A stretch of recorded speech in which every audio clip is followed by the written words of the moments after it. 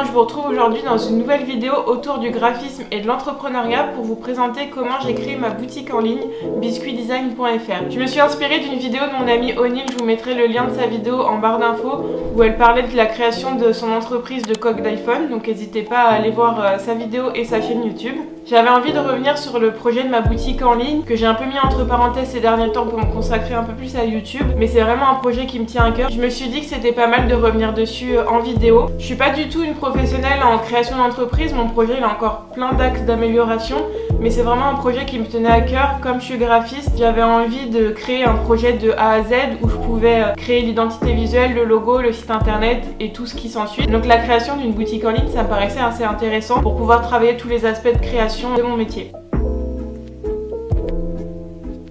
J'ai toujours voulu avoir ma propre marque même avant de rentrer dans des études de graphisme. Et là je me suis dit que c'était le bon moment parce que grâce à mes études et à mes compétences professionnelles, je savais comment créer un site en ligne, une charte graphique et un peu ce qui est autour de la création d'une boutique. Et ce qui m'a poussée à sauter le pas aussi, pendant le confinement, je me suis mise à TikTok et dessus je suis arrivée sur la catégorie Small Business et je me suis dit qu'en fait c'était possible même à mon échelle de pouvoir créer ma boutique. Donc j'avais l'idée de créer la boutique en ligne mais je savais pas quoi vendre dessus. Dans un premier temps, je me suis dit que j'allais créer des affiches gourmandes pour mixer un peu ma passion de la pâtisserie et du graphisme. Donc j'en ai créé une qui est toujours en ligne si vous voulez aller voir, autour du cookie. Le concept c'est que devant vous avez l'affiche avec le dessin de cookie et derrière vous avez la recette, d'où le nom affiche gourmande. Je me suis vite tournée vers d'autres façons de créer des objets. Je me suis mise au macramé et je trouvais ça super sympa de créer soi-même des objets et de les vendre derrière. J'ai commencé par un petit attrape-rêve en édition très limitée puisque c'est fait main et je savais pas si ça allait prendre ou non. J'avais donc trouvé la direction de ma boutique, c'est-à-dire de vendre des objets de décoration fait main. Donc le Made in France et l'éco-responsabilité, c'est vraiment deux points hyper importants pour moi dans la création de ma boutique. Avant de rentrer dans la mise en œuvre du site internet, je voulais juste revenir sur pourquoi j'avais décidé d'appeler ma boutique Biscuit Design. Comme vous l'avez vu dans mes précédentes vidéos, je suis passionnée de pâtisserie et donc je voulais vraiment avoir un nom en rapport avec ce domaine-là. En master, j'avais même fait un projet de fin d'études autour de la pâtisserie, mais vous allez me dire pourquoi ne pas me lancer directement dans la pâtisserie. C'est parce que la pâtisserie, c'est vraiment un métier très contraignant, il faut faire des études spécifiques dedans et je me sentais pas le courage d'aller dedans pour vendre des pâtisseries réelles. Donc je me suis dit que j'allais créer un projet autour de ma passion qui est faisable de mon côté et de chez moi. Pour trouver le nom Biscuit Design, je me suis posé trois contraintes. Donc le thème de la pâtisserie, je voulais absolument que ce soit un mot en français pour représenter le Made in France et il fallait que le tout représente quand même tout ce qui est objet de décoration. Donc après quelques recherches de mots, je suis tombée sur le mot biscuit que je trouvais très mignon et il n'était pas très utilisé non plus sur internet. Donc je me suis dit que c'était le mot parfait pour ma boutique. Et pour l'aspect décoration, j'ai juste rajouté derrière le mot design. Et ce qui est bien aussi avec ce nom, c'est que si un jour je décide vraiment de me lancer dans la pâtisserie, je pourrais quand même l'utiliser. Et chose que je n'ai pas encore faite parce que j'ai pas encore le budget pour, mais je vous conseille vraiment de déposer le nom de votre marque à l'INPI pour vous protéger et que personne d'autre puisse prendre votre nom. Ce qu'il faut savoir à l'INPI, il faut déposer le nom de votre marque dans chaque domaine concerné dans lequel vous voulez vendre des objets ou des services. Donc voilà pour l'explication un peu du nom Biscuit Design. N'hésitez pas à me dire en commentaire ce que vous en pensez, je serais vraiment curieuse de connaître votre avis.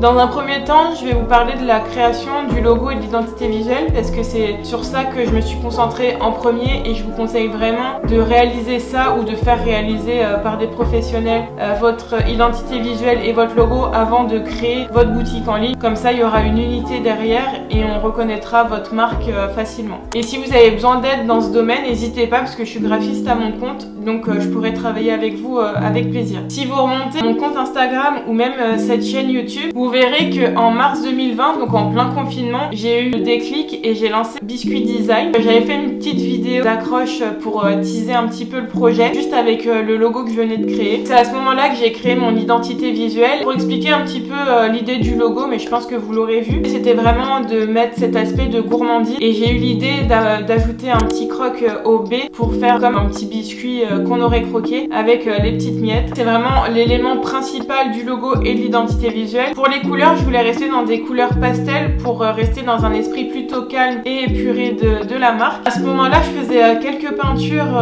que j'ai mis sur mon Instagram d'ailleurs, en inspirant un peu de l'univers abstrait de Ectomorph, donc en faisant des formes un peu organiques avec des couleurs pastel. J'aimais beaucoup ces formes organiques et pour ajouter un peu plus de relief, j'ai ajouté un petit liseré noir. Et ce que j'aime bien dans cette petite identité visuelle que j'ai créée, c'est que je peux l'adapter à tous les supports. Donc par exemple sur ma chaîne YouTube, j'ai adapté les couleurs avec le petit liseré sur l'intro en bougeant un peu le tout. Donc ça me permet de rajouter un peu de mouvement dans les vidéos. Voilà un peu globalement pour les explications de mes choix de l'identité visuelle et j'espère qu'elle vous plaît autant qu'elle me plaît à moi. Après la création de l'identité visuelle, on peut passer à la création du site internet. J'avais travaillé en amont sur les sites pendant le premier confinement en 2020, que j'avais plus d'activité à ce moment-là et j'avais envie quand même de créer quelque chose. Je me suis motivée un jour à créer le site internet. Alors chose importante avant de vous lancer dans la création du site internet, c'est de choisir votre nom de domaine et de vous assurer qu'il est disponible. Moi mon nom de domaine c'est biscuitdesign.fr. Il était encore disponible donc tant mieux pour moi, mais vérifiez bien. Après avoir choisi ce nom de domaine et l'avoir bloqué chez votre hébergeur, vous pouvez vous lancer dans la création du site internet. Donc moi je suis pas développeur mais j'ai quelques notions en web design. Donc moi j'ai utilisé WordPress parce que c'est un CMS que j'utilise depuis toujours et c'était plus facile pour moi de construire mon site avec un outil que je connaissais. Par contre c'était la première fois que je créais un site de e-commerce. En faisant quelques recherches, j'ai découvert qu'avec WordPress je pouvais utiliser l'extension WooCommerce qui est gratuite pour tous les aspects importants. Après vous avez d'autres options payantes mais qui ne sont pas obligatoires pour commencer. J'aurais pu utiliser le CMS Shopify qui est spécialisé dans les sites de e-commerce mais d'un point de vue financier je m'y retrouvais mieux avec WordPress. Et concernant le design du site internet, en fait ce que j'ai fait c'est que j'ai cherché un template de thème WordPress qui me plaisait. Pour le coup je l'ai payé mais c'est autour de 20-30 € le thème et ce que j'ai fait pour qu'il corresponde vraiment à ma charte graphique, j'ai fouillé un peu dans le code template pour changer les codes couleurs du site internet. J'avais créé le site internet mais pendant près d'un an il est un peu resté en sommeil parce que j'osais pas vraiment lancer ma boutique. Officiellement je l'ai lancé fin d'année 2020 autour de décembre parce que j'ai une amie qui m'a un peu encouragée parce que sur mon Instagram je montrais un peu ce que je faisais en macramé. Comme je disais j'ai commencé avec ça et ça les intéressait. Du coup je me suis dit allez je me lance. Noël c'était vraiment une période propice pour se lancer parce que c'est là que les gens vont chercher leurs cadeaux, ils sont un peu plus généreux et tout ça. Le lancement a plutôt bien marché surtout grâce à mes amis et à mes proches, c'est eux qui ont commandé en premier. Donc faut vraiment faire jouer son réseau comme pour trouver du travail au final. C'est pour ça que c'est important de créer des réseaux sociaux autour de la boutique.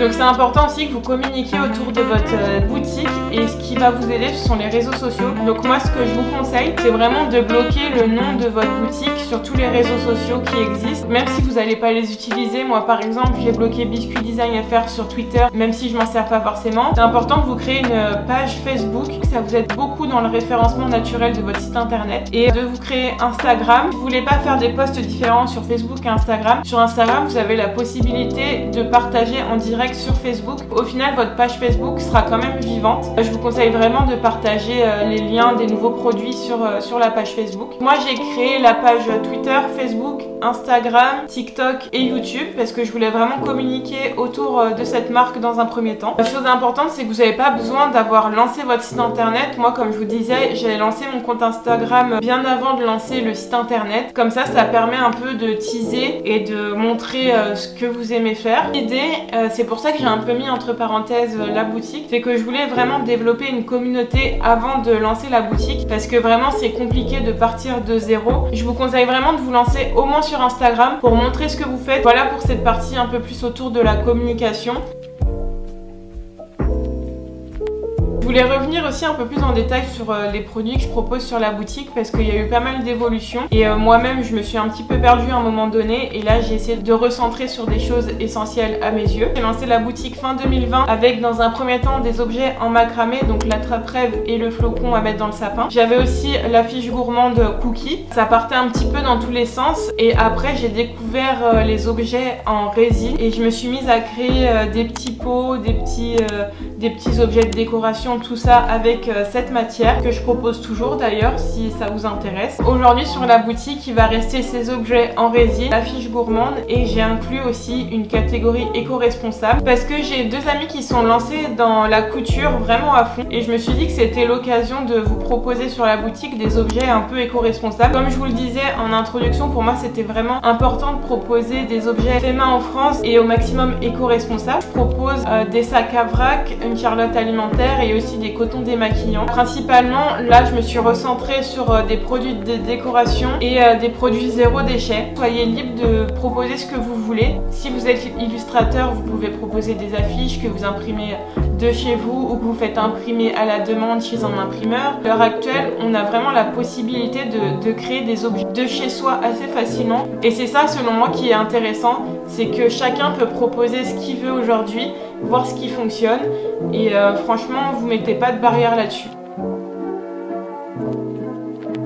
Aujourd'hui, la boutique, comme je vous l'ai dit, je l'ai un peu mise entre parenthèses pour me consacrer un peu plus à YouTube, mais elle est toujours en ligne et il y a toujours des objets dessus, donc n'hésitez pas à aller faire un tour si ça vous intéresse. D'ailleurs, je vais bientôt revenir avec une vidéo pour vous montrer comment je mets en ligne des objets. J'avais envie de créer une catégorie un peu moins chère sur la boutique avec tous les tests que j'ai pu faire à la maison des objets qui sont en bon état mais que j'ai jamais mis sur la boutique parce que c'était des tests et qu'ils existent en un seul exemplaire. N'hésitez pas vraiment à me dire en commentaire si une vidéo coulisses sur comment je mets des produits en ligne sur la boutique, comment je les prends en photo, comment je crée des fiches produits, etc.